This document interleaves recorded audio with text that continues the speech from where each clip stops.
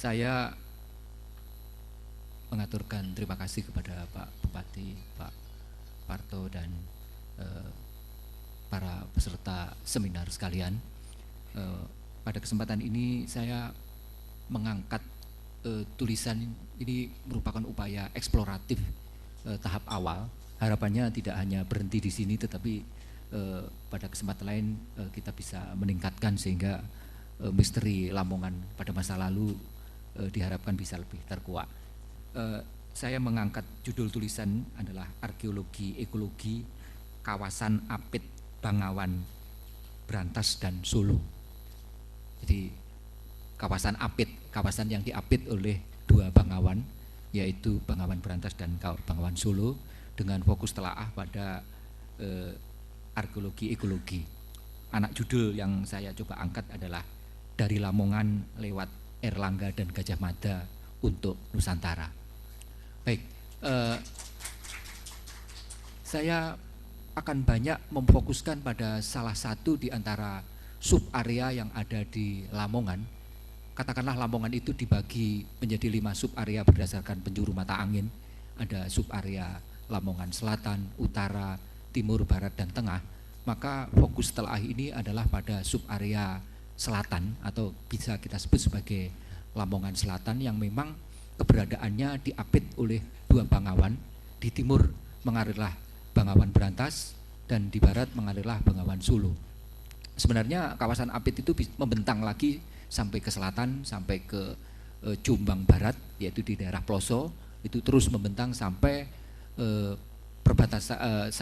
perbatasan kota Lamongan, atau ke barat sampai Baban. Nah, ini kami sengaja fokuskan karena kalau kita lihat perkembangan di Lamongan sekarang ini, kawasan yang kita sebut sebagai Lamongan Selatan ini, mohon maaf, memang lebih tertinggal kalau kita bandingkan dengan sub-sub kawasan lain, gitu ya. Bahkan kesannya Lamongan Selatan ini terpencil, terisolir, bahkan tidak strategis. Benarkah kawasan ini memang merupakan kawasan yang tidak strategis sepanjang masa? Saya akan mencoba untuk meneropong dari sumber-sumber data sejarah.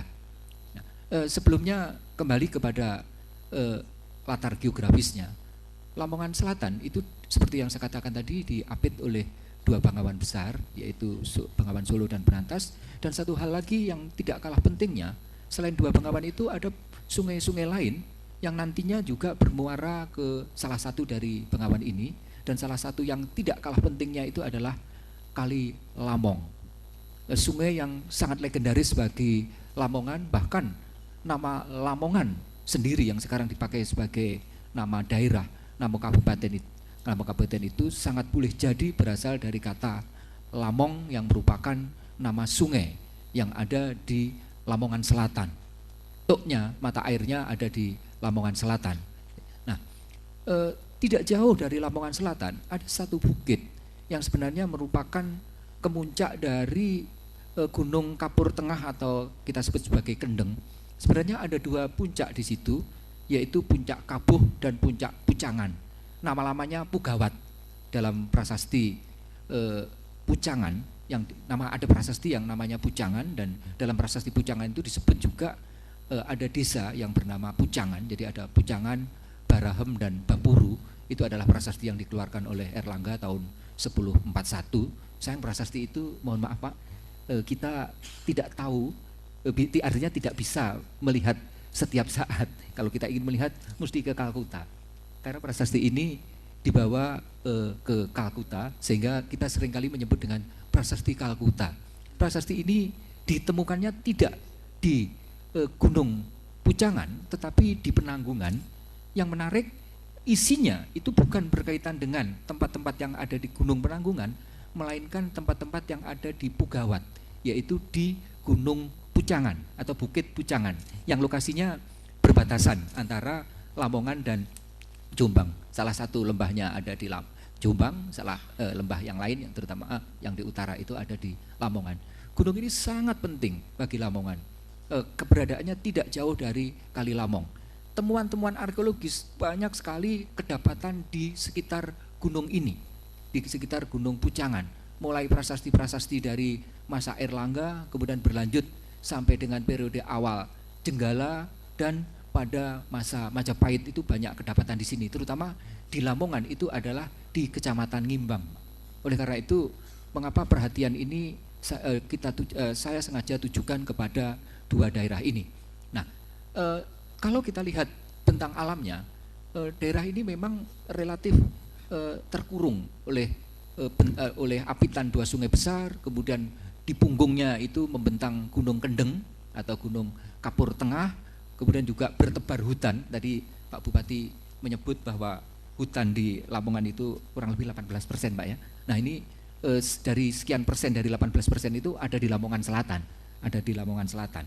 Nah ini yang sengaja ini kita fokuskan. Benarkah tempat ini adalah tempat yang strategis? Tidak strategis atau tidak memiliki strategis. Benarkah ini tempat yang tidak pernah punya peran dalam panggung sejarah? Bukan hanya sejarah Lamongan tapi sejarah Jawa atau Nusantara. Benarkah demikian? Ini yang coba kita teropong.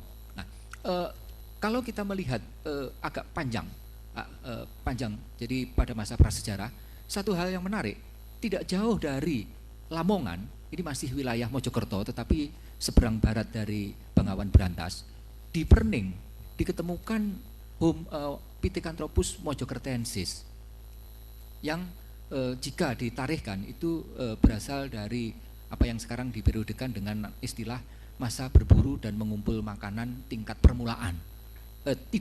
Usianya hampir sezaman dengan kalau di Jawa Tengah itu ada Homo soloensis, kalau di daerah selatan di Tulungagung Selatan itu Homo wajakensis, itu sedikit lebih muda tetapi hampir seusia gitu, yang setidak-tidaknya hampir sama dengan Homo soloensis, baik yang ditemukan di Sangiran, di Sambung Macan, di beberapa tempat di Das Berantas. Jadi jika di Das Berantas memiliki Homo soloensis, maka di Das Bengawan Solo mempunyai Homo soloensis, maka di Das Berantas memiliki Homo wajakensis. Lokasi Perning tidak jauh dari Lamongan Selatan. Ya. Pada masa berikutnya, bukan tidak mungkin generasi keturunan Homo mojokertensis ini kemudian menyebar. Ada beberapa di antaranya yang melintasi pegunungan Kendeng Tengah sampai ke lembah di sebelah baratnya, dan mereka bermukim di daerah-daerah yang kemudian kita kenal sebagai jalur tengah, jalur transportasi darat tengah antara Ploso dengan Babat. Ada beberapa di antaranya yang tinggal di kawasan Jombang bagian barat, yaitu mulai dari Ploso sampai dengan Kabuh, tetapi juga bukan tidak mungkin ada di antaranya yang bermukim di daerah Lamongan, mulai dari Ngimbang dan seterusnya sampai ke arah utara. Nah, tempat-tempat yang dipilih khususnya adalah tempat-tempat yang memiliki sumber air. Di Lamongan Selatan, kendati pun boleh dikatakan kawasan Gunung Kapur, tetapi ada sumber-sumber air, dan sampai sekarang bagi masyarakat Lamongan sumber air demikian pentingnya. Apakah itu yang namanya balong, apakah yang namanya joblang, apakah yang namanya sendang, atau yang lebih kecil lagi belik, itu merupakan tempat-tempat yang penting. Salah satu sendang yang saya sebut terkait dengan Ngimbang itu adalah Sendang Rejo, yang sekarang itu menjadi nama desa. Dan yang menarik, di Sendang Rejo juga diketemukan prasasti, yaitu prasasti tahun 1043, prasasti Sendang Rejo. Dulu prasasti ini ditemukan di desa yang bernama Pasar Legi. Ketika itu Pasar Legi itu masih di wilayah Kecamatan Sambeng, tapi sekarang nama Pasar Legi itu kemudian berubah menjadi Sendang Rejo dan masuk di Ngimbang. Nah, memang di Sendang Rejo juga terdapat sendang besar, karena itu namanya Sendang Rejo. Di sini ada prasasti. Bahkan yang menarik, dalam prasasti Sendang Rejo itu disebut-sebut desa yang bernama Patakan, yang menurut prasasti Trep dari masa Erlangga yang terusir dari ibu kota pemerintahannya karena serangan musuh, mungkin dari Haji Hurawari itu, lari menuju ke Patakan. Nah, Patakan inilah yang lokasinya ini di sekitar daerah Sendang Rejo. Yang menarik lagi, tidak jauh dari Sendang Rejo, yaitu di desa Cancing, kita menemukan juga prasasti yang berasal dari masa Raden Wijaya, yaitu prasasti Balawi. Di desa Cancing masih terdapat sebuah dusun yang namanya Blawi, dusun Blawi. Nama Blawi sekarang ini adalah sebenarnya berasal dari nama kuno, nama arkais, yaitu Balawi, ya, Balawi. Lokasi Balawi itu tidak jauh dari apa yang disebut dengan Gunung Ratu yang dalam legenda itu disebut-sebut sebagai tempat di mana yang Dewi Andongsari atau Dewi Andongsari yang dalam legenda sekali lagi dikatakan sebagai Bunda Hayam Wuruk itu disemayamkan. Nanti kita akan coba telaah lebih lanjut. Nah, tidak jauh dari Sendang Rejo juga terdapat prasasti, bukan hanya satu prasasti, berturut-turut 4 prasasti, mulai dari masa Hayam Wuruk sampai dengan raja penggantinya sama dengan Wikramawardhana. Namanya prasasti Biluluk, masih ada desa Biluluk gitu ya. Ya, yang lokasi Biluluk itu tidak jauh dari Desa Modo. Ya, bahkan saya menduga bahwa Desa Modo itu semula merupakan anak Tani. Jadi kalau nama kuno untuk desa itu dulu Tani. Di bawah Tani itu ada, atau yang lebih kuno lagi sebelum masa Kadiri sebutannya adalah Wanua. Nah, di bawah Wanua atau Tani itu ada kesatuan administratif yang lebih kecil lagi. Kalau sekarang namanya dukuh atau dusun, namanya anak Tani atau anak Wanua. Boleh jadi bahwa Modo yang mengingat lokasinya tidak jauh dari Biluluk atau Biluluk itu adalah anak Tani dari desa Biluluk. Nah, di Biluluk ada 4 prasasti. Ada 4 prasasti. Ini menunjukkan kepada kita bahwa desa ini sangat penting. Desa ini sangat penting. Dan yang menarik dari desa Biluluk ini adalah ada satu desa ini ditetapkan sebagai perdikan, sebagai sima, sebagai perdikan atau sima, dan di dalamnya juga menyebut adanya upaya pemerintah pada waktu itu Majapahit untuk melindungi kegiatan dalam bidang perdagangan, termasuk diantaranya itu adalah perdagangan garam, ya, perdagangan garam. Bahkan di dalam prasasti Biluluk kita mencobai ada kata-kata Acibukana Banyu Hasin. Jadi mengambil air asin dan ini dipergunakan untuk garam. Nah, ini yang bagi saya sangat menarik perhatian. Apakah dimungkinkan di daerah Biluluk itu ada produksi garam? Kalau ada produksi garam, mungkinkah ada produksi garam di pedalaman?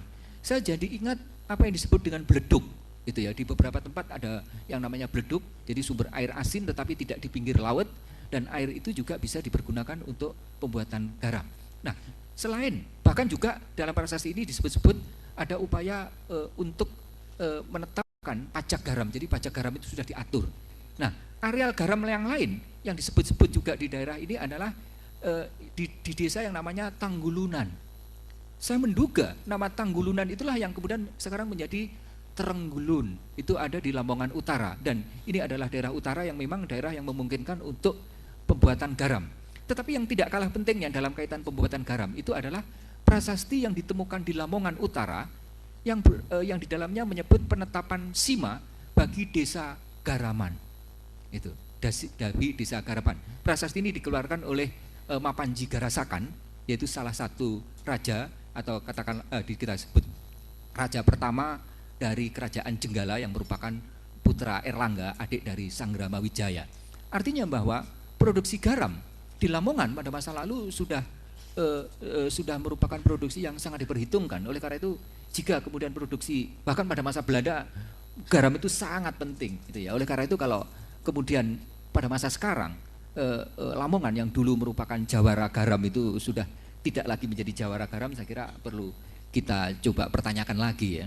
Lamongan sangat dikenal dulu sebagai daerah produksi garam, dan ini disebut-sebut di dalam prasasti juga, gitu. Nah, jadi sekali lagi ini memberikan. Nah, kemudian satu hal lagi yang juga tidak kalah pentingnya terkait dengan masih di sekitar daerah Ngimbang, ada satu prasasti yang di dalamnya menyebut yaitu prasasti Pamwatan. Nama Pamwatan inilah yang sekarang menjadi desa Pamotan, ya, desa Pamotan.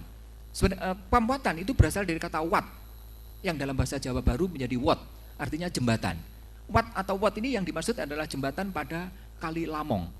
Yang menarik dari prasasti Pamwatan, di dalamnya disebut-sebut tentang ibu kota pemerintahan Erlangga pada periode akhir, yaitu Dahanapura, ya, Dahanapura. Nah, sementara pada prasasti Erlangga sebelumnya, yaitu prasasti mulai dari prasasti Cane dan seterusnya, ibu kotanya tidak di Dahanapura, tetapi di apa yang disebut dengan Kahuripan. Ya, Kahuripan itu adalah nama ibu kota, bukan nama kerajaan. Kita seringkali salah dengan mengatakan bahwa Erlangga adalah Raja Kahuripan. Bukan. Erlangga adalah raja terakhir dari kerajaan Mataram. Kahuripan adalah ibu kota pemerintahannya atau kadatuannya. Erlangga semasa hidupnya, pusat pemerintahnya berkali-kali pindah. Mula-mula ketika dinobatkan oleh para rohaniawan, ini unik. Yang menobatkan Erlangga itu adalah para rohaniawan. Para rohaniawan yang bertapa, para rohaniawan menjalankan ibadatnya di Pugawat, di Pucangan. Dan yang menarik, Pucangan ini dipakai sebagai tempat peribadatan oleh lintas agama. Ada 3 agama, ada 3 rohaniawan yang secara bersama-sama melakukan bukan bersama-sama kegiatannya, tapi melakukan kegiatan di tempat yang sama, yaitu dalam prasasti Pucangan disebut dengan para pendeta atau para brahmana dari aliran Hindu, aliran Shaiwa. Kemudian disebut-sebut juga para pertapa atau para rohaniawan Sugata, itu adalah sebutan untuk Buddhis, dan satu lagi yaitu rohaniawan dari agama Resi. Jadi pada masa Hindu Buddha itu sebenarnya tidak hanya 2 agama, tapi ada 3 agama, yaitu Hindu, Buddha, dan satu lagi adalah agama Resi. Nah, ketiga macam rohaniawan ini tinggal bersama di Pugawat. Dan yang menarik, Erlangga itu dinobatkan sebagai penguasa itu oleh para rohaniawan. Ini menunjukkan kepada kita bahwa rohaniawan itu bukan tidak punya pengaruh. Pengaruhnya bukan hanya dalam bidang religi, tapi juga termasuk punya kekuatan dalam percaturan politik dan pemerintahan. Karena itu Erlangga tahun 1019 itu dinobatkan oleh para rohaniawan ini. Mengapa rohaniawan yang menobatkan? Karena selama 3 tahun Erlangga itu terpaksa mengungsi di Pugawat. Karena pada 3 tahun sebelumnya, yaitu tahun 1017, Erlangga itu terpaksa meninggalkan ibu kota pemerintahan Mataram yang tidak lain pada waktu itu diperintah oleh pamannya sendiri, yaitu Dharmawamsa, karena adanya serangan tiba-tiba tepat di hari pernikahan Erlangga dengan putri Dharmawamsa. Jadi ini dramatis ini ya. Jadi serangan yang pas dilakukan itu ketika perhelatan, ketika pernikahan, dan Haji Wurawari bukan tanpa pertimbangan menyerang pada waktu ada perhelatan semacam ini karena orang cenderung lengah gitu ya. Dan ternyata betul serangan ini berakibat fatal. Dharmawamsa meninggal, kemungkinan istri Erlangga yang merupakan anak Dharmawamsa sendiri ikut meninggal. Bahkan kedatonnya digambarkan, kedatonnya yang di dalam prasasti Pucangan itu dilukiskan lebih indah dari Kaindran, istananya Dewa Indra, itu juga hancur lebur terbakar. Bahkan kebakaran hebat ini diibaratkan seperti Mahapralaya.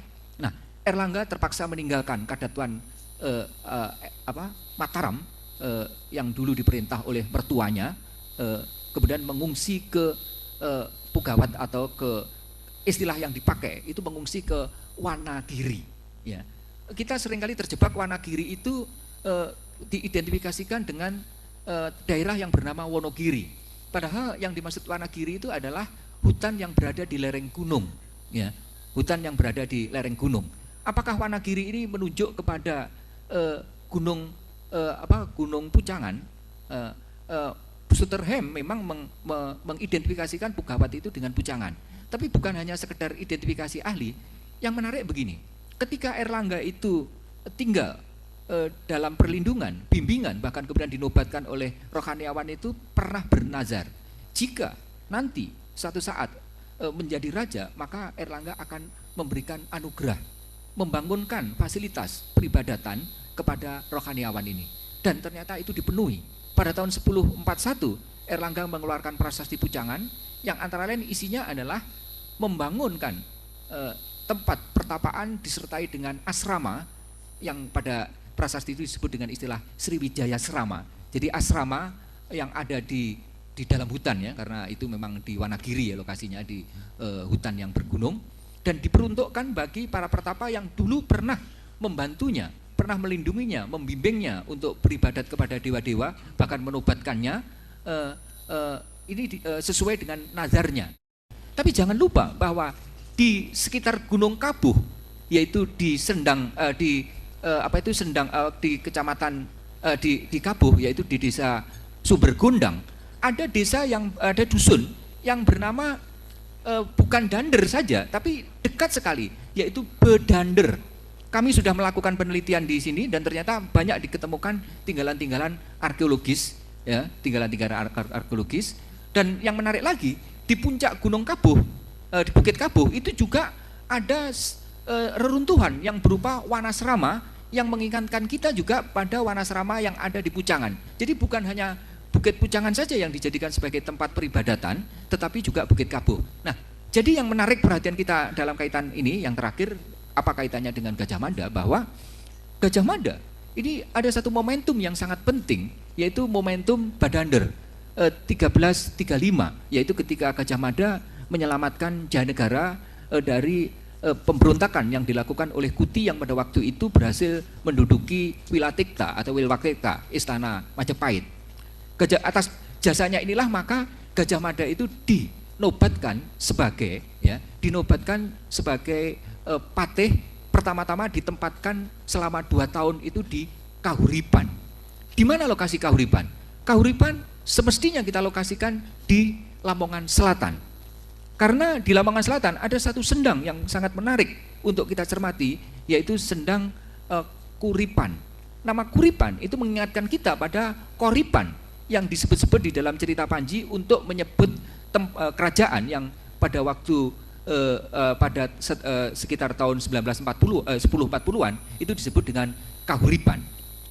Kahuripan itu ada di seberang selatan, di seberang utara Kali Lamong, sementara Dahanapura itu ada di seberang selatan Kali Lamong di daerah Pamotan. Setelah Erlangga mangkat, maka terpaksa ibu kota, sebenarnya sebelumnya ya itu tahun 1044 sekitar 4142 itu sudah ada tanda-tanda kerajaan itu akan dibagi menjadi 2. Sebagian itu diberikan kepada Samarawijaya, itu adalah putra Dharma Wamsa yang selamat ketika terjadi serangan dari Wurawari. Nah, dan ditempatkan sebagai penguasa di Dahanapura, itu yang dulu pernah menjadi ibu kota Erlangga pada masa akhir. Sementara putranya Erlangga mula-mula Sanggrammawijaya, tetapi karena Sanggrammawijaya memilih menjadi seorang pertapa wanita atau tapasi atau tapini, maka kemudian tahta diserahkan kepada adiknya yaitu Mapanji Garasakan, dan yang dijadikan sebagai ibu kota pemerintahan itu adalah di Kahuripan. Nah, jadi perang saudara antara yang kemudian kita kenal antara Panjalu atau Kadiri melawan Jenggala ini sebenarnya adalah perang saudara yang hanya dibatasi garis demarkasi yang berupa Kali Lamong, ya. Jadi ini mengingatkan kita pada perang saudara yang terjadi pada pasca Hayam Wuruk antara Kedaton Wetan dan Kedaton Kulon yang sama-sama terjadi di daerah Trowulan saja, di daerah Wilatikta sendiri. Nah, inilah yang menjadi gambaran kepada kita bahwa mengapa Gajah Mada itu mengungsikan di Badander, karena di daerah ini Gajah Mada punya basis pendukung. Mengapa? Ini menarik kalau kita kaitkan dengan legenda yang mengatakan bahwa Gajah Mada itu berasal dari Modo, itu ya. Sementara ibunya itu dari Gunung Ratu yang lokasinya tidak jauh dari desa yang disebut-sebut di dalam prasasti, yaitu desa